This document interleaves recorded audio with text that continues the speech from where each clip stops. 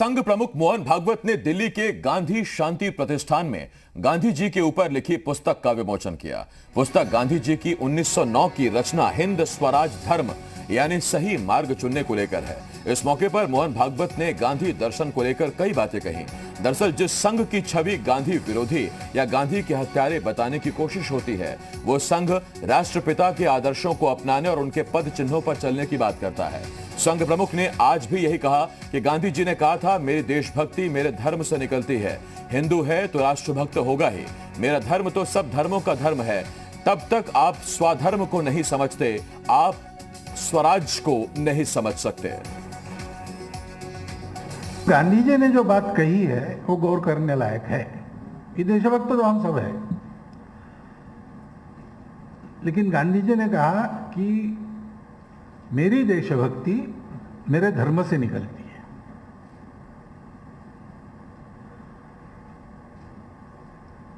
तो हिंदू पेट्रियट यानी हिंदू है तो पेट्रियट होना ही पड़ेगा उसको, वो मूल में उसके प्रकृति में वो है।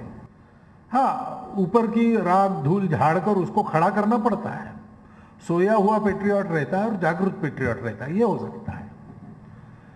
लेकिन भारत विरोधी ऐसा कोई नहीं रहता है, भारत द्रोही ऐसा कोई नहीं रहता है।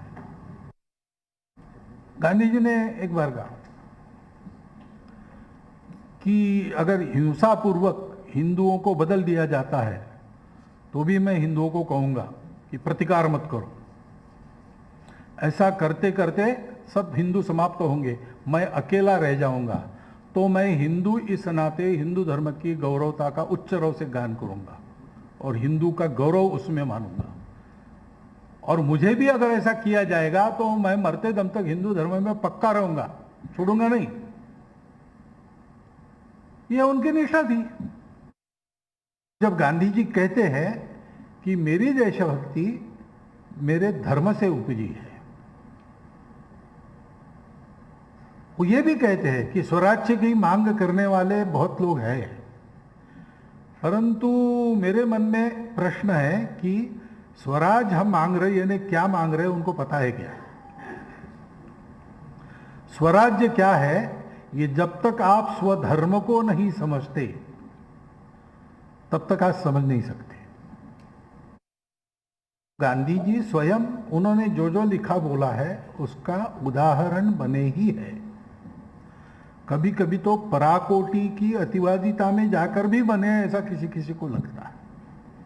लेकिन आदर्श जो लोग होते हैं वो ऐसे ही होते हैं। आप जिन गुणों का वो आदर्श है उसकी अति उनमें रहती ही होनी ही पड़ती है, नहीं तो आदर्श नहीं बन सकते, वो प्रकाश नहीं दे सकते। तो गांधी जी स्वयं आदर्श थे, लेकिन अभी बताया कि मैं ये सहन नहीं करूंगा और मैं ये आपको सहन नहीं करने दूंगा। मैं अपने स्वधर्मों को समझकर देशभक्त अच्छा बनूंगा और मैं आपको भी आपके स्वधर्म को समझकर अच्छा देशभक्त बनने के लिए बाध्य करूंगा। यह उन्होंने जीवित कार्य लिया था स्वतंत्रता के बाद। तो क्योंकि फिर ये अब हमारा देश हो गया, हमारा तंत्र हो गया, हमारा राज्य हो गया। राज्य तो स्वराज्य यानी अपना स्वयं ने चलाया हुआ राज्य तो हो गया। तो उस समय हो सकता है कि अंग्रेजों के खिलाफ निशस्त्र सत्याग्रह वगैरह वगैरह यशस्वी नहीं होगा, ऐसे लगने वाले लोग होंगे, प्रामाणिक लोग होंगे, थे ही। उनकी भी देशभक्ति का स्तर कोई कम नहीं था, उनके भी त्याग का स्तर कोई कम नहीं था। लेकिन अब तो ऐसा कोई नहीं है कि जिसके बारे में ये कहा जाए कि इनको तो हमको ऐसे ही करना पड़ेगा, अहिंसा यहां नहीं चल सकती।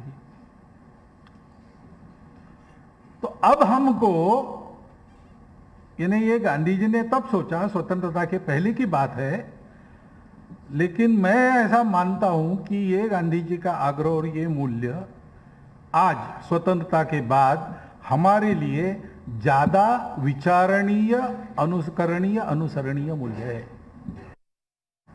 भारत के सब संप्रदायों के मूल में इसको माना है, एक से अनेक बना है। विविधता में एकता नहीं, एकता की ही विविधताएं हैं।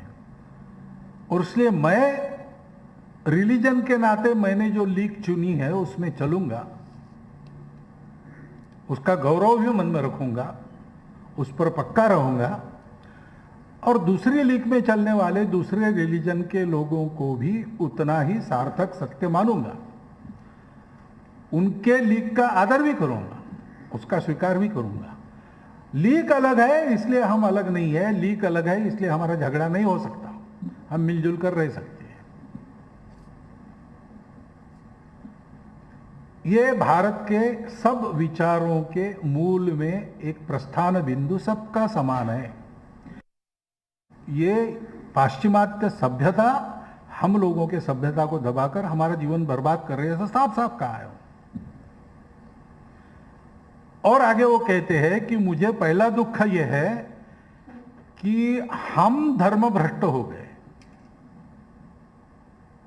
यानी हमारे व्यक्तिगत सामाजिक जीवन में सत्य, अहिंसा, हत्या, अपरिग्रह, ब्रह्मचर्य आदि आदि का जो चलन दिखना चाहिए वो नहीं दिख रहा है।